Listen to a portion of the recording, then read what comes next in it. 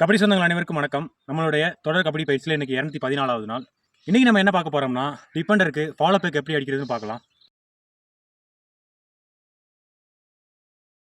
பொதுவா இப்போ ரைடர்ஸ் கார்னருக்கு ஏதோ ஒரு ஸ்கில் பண்ண போறப்போ, ஆப்போசிட் கார்னரோ, கவரோ ஃபாலோ பேக் அடிக்கணும்னு அவசியம் இல்ல.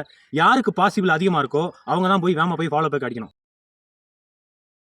எப்போ ஃபாலோ பேக் அடிச்சாலும் ரைடர்ஸ் முன்னாடி போய் நீங்க கவர் பண்ணி அடிக்காதீங்க. ஒன்னு சைடுல இருந்து இடுப்பு பிடிச்சி உட்காருங்க, இல்லைன்னா சைடுல இருந்து அடிச்சு வெளியே தூக்கி வெளியே விடுங்க.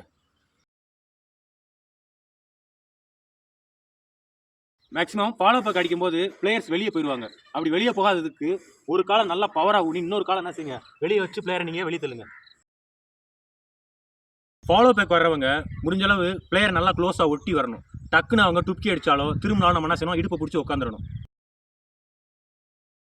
நல்லா செக் பண்ணி போகிற பிளேயரை கார்னருக்கு ஏதாவது ஒரு ஸ்கில் பண்ணுறப்ப நீங்கள் என்ன செய்யுங்க, வேகமாக போய் நீங்கள் ஃபாலோ பேக் அடிங்க.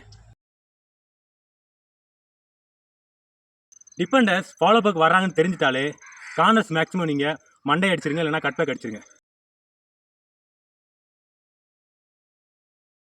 ஃபாலோ பேக் அடிக்கணும்னு முடிவு பண்ணிட்டீங்கன்னா 1க்கு 2 முறை ரைடரோட மூவ்மெண்ட்டை நல்லா வாட்ச் பண்ணி அவர் எப்படி ரைடு பண்ணுறாரு அதுக்கு தக்க நீங்கள் என்ன செய்யுங்க, ஃபாலோ பேக் போய் அடிங்க. மேலும் இது போன்ற கபடி ஸ்கில் வீடியோ வேணும்னா நம்ம சேனலை மறக்காமல் ஃபாலோ பண்ணிவிட்டு அனைவருக்கும் ஷேர் பண்ணுங்கள். உங்கள் அனைவருக்கும் வணக்கம்.